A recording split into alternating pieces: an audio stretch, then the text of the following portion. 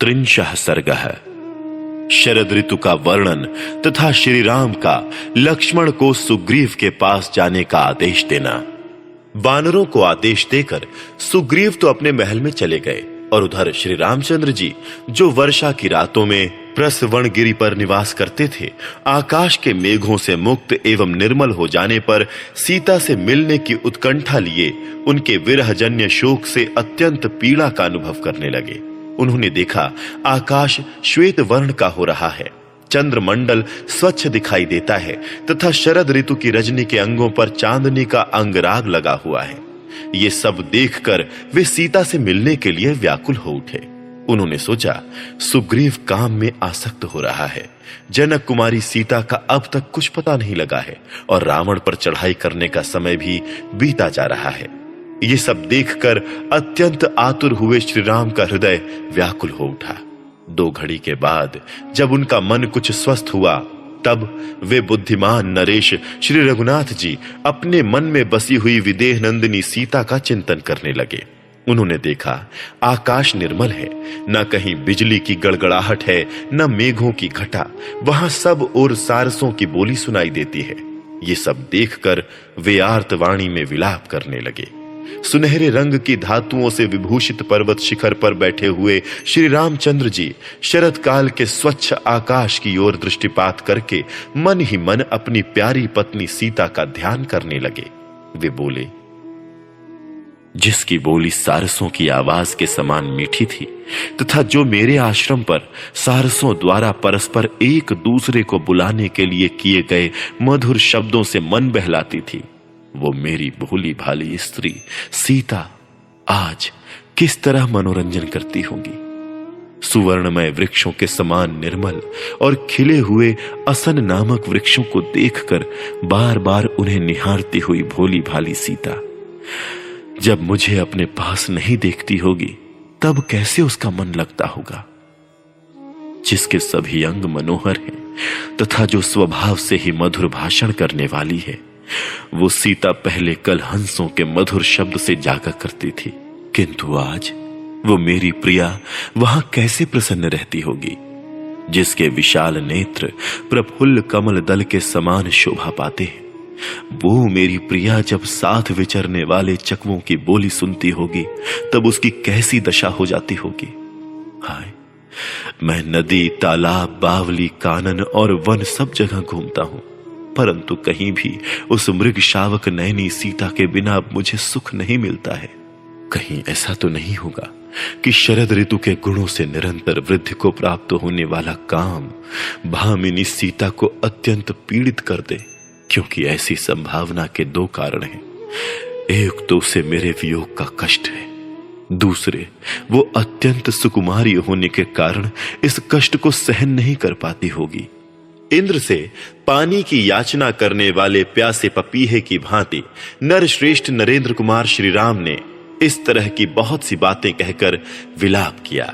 उस समय शोभाशाली लक्ष्मण फल लेने के लिए गए थे। वे पर्वत के रमणीय शिखरों पर घूम फिरकर जब लौटे, तब उन्होंने अपने बड़े भाई की अवस्था पर दृष्टिपात किया। वे दुस्सह चिंता में मग्न होकर अचेत से हो गए थे और एकांत में अकेले ही दुखी होकर बैठे थे। उस समय मनस्वी सुमित्रा कुमार लक्ष्मण ने जब उन्हें देखा, तब वे तुरंत ही भाई के विषाद से अत्यंत दुखी हो गए और उनसे इस प्रकार बोले, आर्य, इस प्रकार काम के अधीन होकर अपने पौरुष का तिरस्कार करने से, पराक्रम को भूल जाने से क्या लाभ होगा। इस लज्जाजनक शोक के कारण आपके चित्त की एकाग्रता नष्ट हो रही है। क्या इस समय योग का सहारा लेने से, मन को एकाग्र करने से ये सारी चिंता दूर नहीं हो सकती।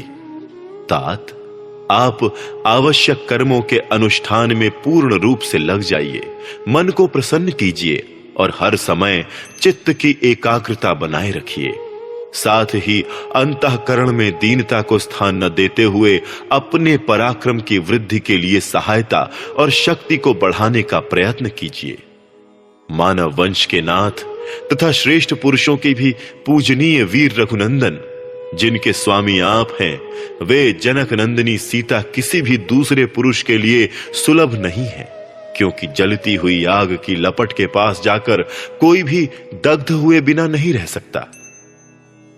लक्ष्मण उत्तम लक्षणों से संपन्न थे, उन्हें कोई परास्त नहीं कर सकता था।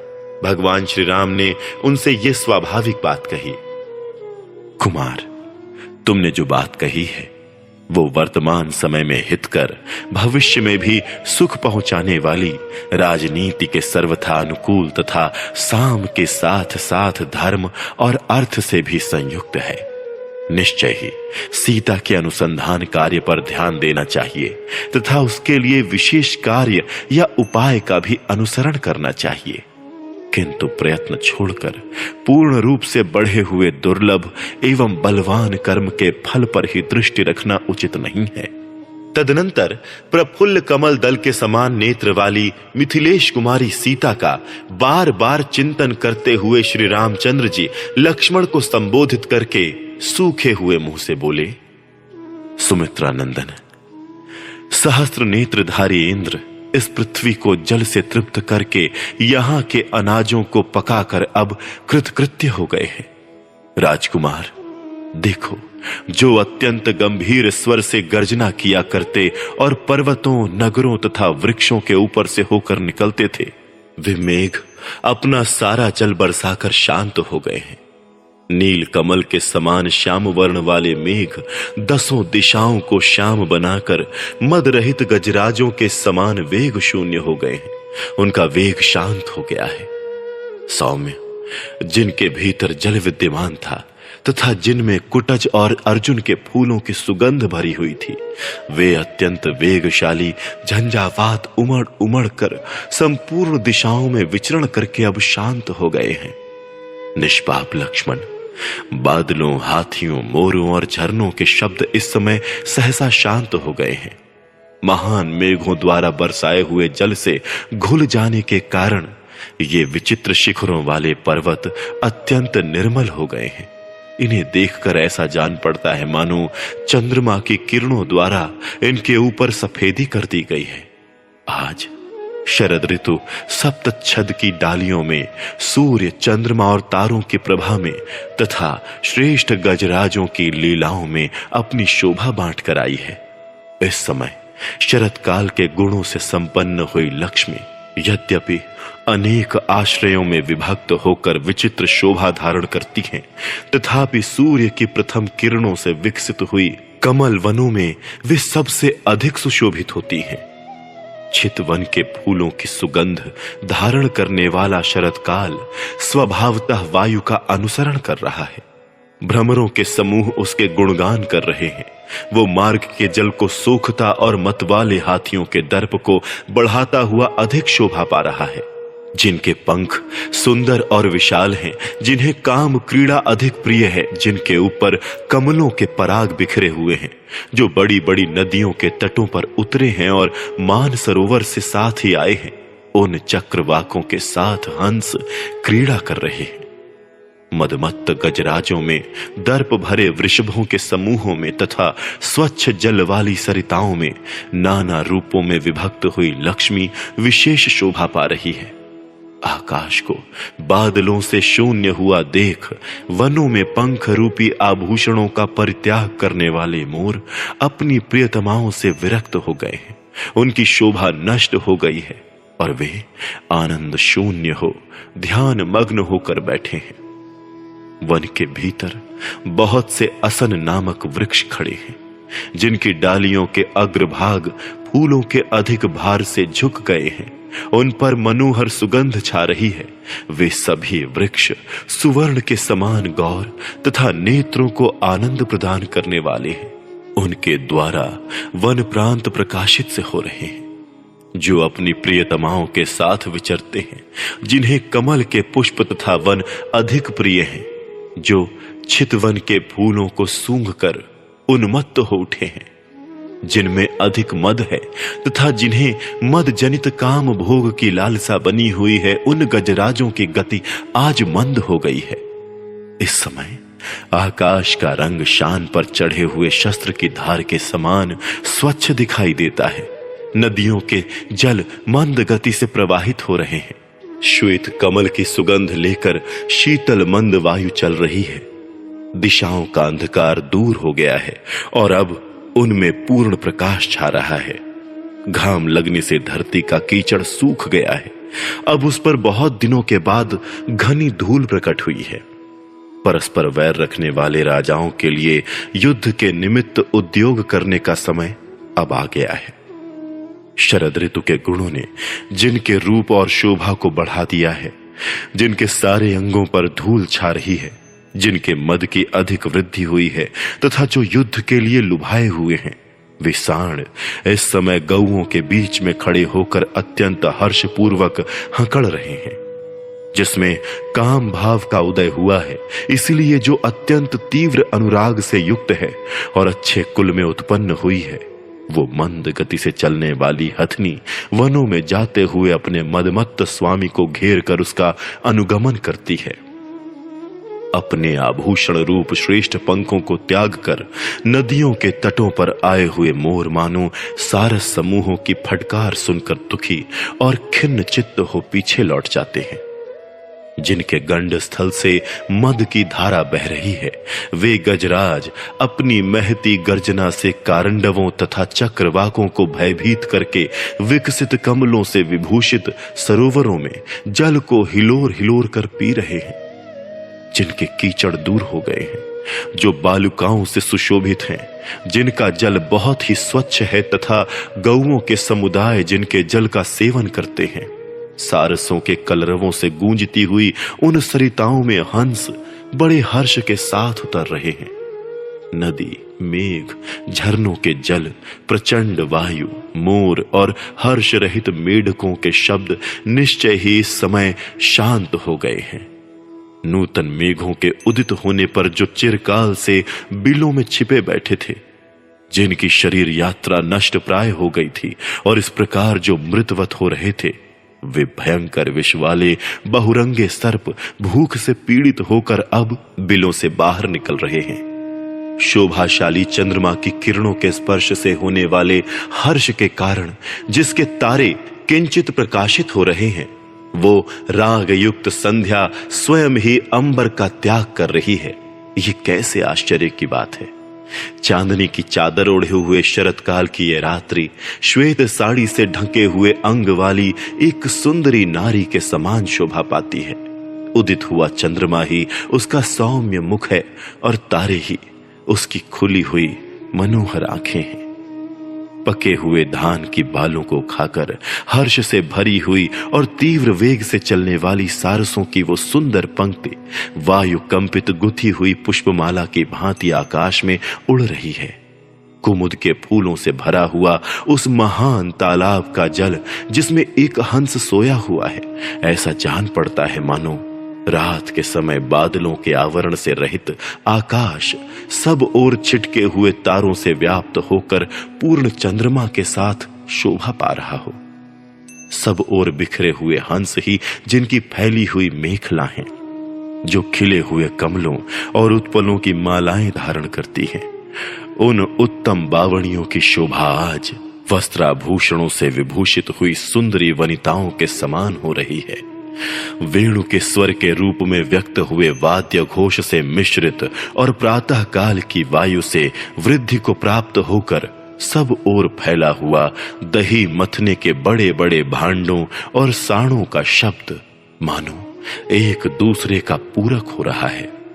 नदियों के तट मंद मंद वायु से कंपित, पुष्प रूपी हास से सुशोभित और धुले हुए निर्मल रेशमी वस्त्रों के समान प्रकाशित होने वाले नूतन कासों से बड़ी शोभा पा रहे हैं।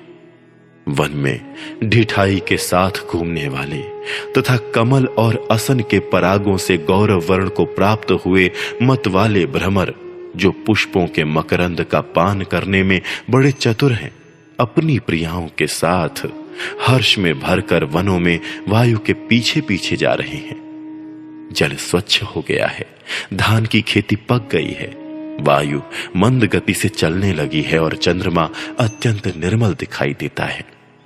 ये सब लक्षण उस शरत काल के आगमन की सूचना देते हैं। जिसमें वर्षा की समाप्ति हो जाती है, क्रौंच पक्षी बोलने लगते हैं और फूल उस ऋतु के रास की भांति खिल उठते हैं। रात को प्रियतम के उपभोग में आकर प्रातःकाल अलसाई गति से चलने वाली कामिनियों की भांति उन नदी स्वरूपा वधुओं की गति भी आज मंद हो गई है, जो मछलियों की मेखला सी धारण किए हुए हैं। नदियों के मुख नववधुओं के मुख के समान शोभा पाते हैं। उनमें जो चक्रवाक हैं वे गोरोचन द्वारा निर्मित तिलक के समान प्रतीत होते हैं। जो सेवार हैं वे वधु के मुख पर बनी हुई पत्र भंगी के समान जान पड़ते हैं, तथा जो काश हैं वे ही मानो श्वेत दुकूल बनकर नदी रूपिणी वधु के मुंह को ढके हुए हैं। फूले हुए सरकंडों और असन के वृक्षों से जिनकी विचित्र शोभा हो रही है तथा जिनमें हर्ष भरे भ्रमरों की आवाज गूंजती रहती है, उन वनों में आज प्रचंड धनुर्धर कामदेव प्रकट हुआ है, जो धनुष हाथ में लेकर विरही जनों को दंड देने के लिए उद्यत हो अत्यंत कोप का परिचय दे रहा है। अच्छी वर्षा से लोगों को संतुष्ट करके नदियों और तालाबों को पानी से भरकर तथा भूतल को परिपक्व धान की खेती से संपन्न करके बादल आकाश छोड़कर अदृश्य हो गए। शरद ऋतु की नदियां धीरे धीरे जल के हटने से अपने नग्न तटों को दिखा रही हैं, ठीक उसी तरह जैसे प्रथम समागम के समय लजीली युवतियां शनैः शनैः अपने जघन स्थल को दिखाने के लिए विवश होती हैं। सौम्य सभी जलाशयों के जल स्वच्छ हो गए हैं, वहां कुरर पक्षियों के कलनाद गूंज रहे हैं और चक्रवाकों के समुदाय चारों ओर बिखरे हुए हैं। इस प्रकार उन जलाशयों की बड़ी शोभा हो रही है। सौम्य जिनमें परस्पर वैर बंधा हुआ है और जो एक दूसरे को जीतने की इच्छा रखते हैं, उन भूमिपालों के लिए ये युद्ध के निमित्त उद्योग करने का समय उपस्थित हुआ है। नरेश नंदन, राजाओं की विजय यात्रा का ये प्रथम अवसर है, किंतु न तो मैं सुग्रीव को यहां उपस्थित देखता हूं और न उसका कोई वैसा उद्योग ही दृष्टिगोचर होता है। पर्वत के शिखरों पर असन, चितवन, कोविदार, बंधुजीव तथा श्याम तमाल खिले दिखाई देते हैं। लक्ष्मण देखो तो सही, नदियों के तटों पर सब ओर हंस, सारस, चक्रवाक और कुरर नामक पक्षी फैले हुए हैं। मैं सीता को न देखने के कारण शोक से संतप्त हो रहा हूं। अतः ये वर्षा के 4 महीने मेरे लिए 100 वर्षों के समान बीते हैं। जैसे चकवी अपने स्वामी का अनुसरण करती है, उसी प्रकार कल्याणी सीता इस भयंकर एवं दुर्गम दंडकारण्य को उद्यान सा समझकर मेरे पीछे यहां तक चली आई थी। लक्ष्मण, मैं अपनी प्रियतमा से बिछड़ा हुआ हूं। मेरा राज्य छीन लिया गया है और मैं देश से निकाल दिया गया हूं। इस अवस्था में भी राजा सुग्रीव मुझ पर कृपा नहीं कर रहा है। सौम्य लक्ष्मण, मैं अनाथ हूं, राज्य से भ्रष्ट हो गया हूं। रावण ने मेरा तिरस्कार किया है। मैं दीन हूं, मेरा घर यहां से बहुत दूर है। मैं कामना लेकर यहां आया हूं तथा सुग्रीव ये भी समझता है कि राम मेरी शरण में आए हैं। इन्हीं सब कारणों से वानरों का राजा दुरात्मा सुग्रीव मेरा तिरस्कार कर रहा है, किंतु उसे पता नहीं है कि मैं सदा शत्रुओं को संताप देने में समर्थ हूं। उसने सीता की खोज के लिए समय निश्चित कर दिया था, किंतु उसका तो अब काम निकल गया है। इसीलिए वो दुर्बुद्धि वानर प्रतिज्ञा करके भी उसका कुछ ख्याल नहीं कर रहा है। अतः लक्ष्मण, तुम मेरी आज्ञा से किष्किंधापुरी में जाओ और विषय भोग में फंसे हुए मूर्ख वानर राज सुग्रीव से इस प्रकार कहो, जो बल पराक्रम से संपन्न तथा पहले ही उपकार करने वाले कार्यार्थी पुरुषों को प्रतिज्ञा पूर्वक आशा देकर पीछे उसे तोड़ देता है, वो संसार के सभी पुरुषों में नीच है। जो अपने मुख से प्रतिज्ञा के रूप में निकले हुए भले या बुरे सभी तरह के वचनों को अवश्य पालनीय समझकर सत्य की रक्षा के उद्देश्य से उनका पालन करता है, वो वीर समस्त पुरुषों में श्रेष्ठ माना जाता है। जो अपना स्वार्थ सिद्ध हो जाने पर जिनके कार्य नहीं पूरे हुए हैं, उन मित्रों के सहायक नहीं होते। उनके कार्य को सिद्ध करने की चेष्टा नहीं करते। उन कृतघ्न पुरुषों के मरने पर मांसाहारी जंतु भी उनका मांस नहीं खाते हैं। सुग्रीव, निश्चय ही तुम युद्ध में मेरे द्वारा खींचे गए सोने की पीठ वाले धनुष का कौंधती हुई बिजली के समान रूप देखना चाहते हो। संग्राम में कुपित होकर मेरे द्वारा खींची गई प्रत्यंचा की टंकार को, जो वज्र की गड़गड़ाहट को भी मात करने वाली है, अब फिर तुम्हें सुनने की इच्छा हो रही है। वीर राजकुमार, सुग्रीव को तुम जैसे सहायक के साथ रहने वाले मेरे पराक्रम का ज्ञान हो चुका है। ऐसी दशा में भी यदि उसे यह चिंता नहीं है कि ये वाली की भांति मुझे मार सकते हैं, तो ये आश्चर्य की ही बात है।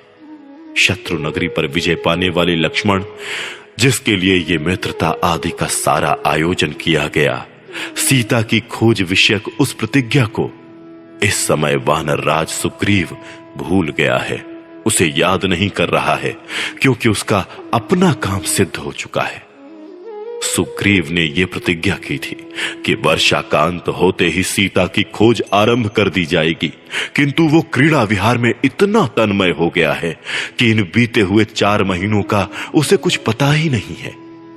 सुग्रीव मंत्रियों तथा परिजनों सहित क्रीड़ा जनित आमोद प्रमोद में फंसकर विविध पेय पदार्थों का ही सेवन कर रहा है। हम लोग शोक से व्याकुल हो रहे हैं, तो भी वो हम पर दया नहीं करता है। महाबली वीर लक्ष्मण, तुम जाओ, सुग्रीव से बात करो, मेरे रोष का जो स्वरूप है वो उसे बताओ और मेरा ये संदेश भी कह सुनाओ। सुग्रीव, वाली मारा जाकर जिस रास्ते से गया है वो आज भी बंद नहीं हुआ है, इसलिए तुम अपनी प्रतिज्ञा पर डटे रहो। वाली के मार्ग का अनुसरण ना करो। वाली तो रण क्षेत्र में अकेला ही मेरे बाण से मारा गया था, परंतु यदि तुम सत्य से विचलित हुए तो मैं तुम्हें बंधु बांधवों सहित काल के गाल में डाल दूंगा। पुरुष प्रवर नरश्रेष्ठ लक्ष्मण, जब इस तरह कार्य बिगड़ने लगे, ऐसे अवसर पर और भी जो जो बातें कहनी उचित हो, जिनके कहने से अपना हित होता हो, वो सब बातें कहना। जल्दी करो, क्योंकि कार्य आरंभ करने का समय बीता जा रहा है।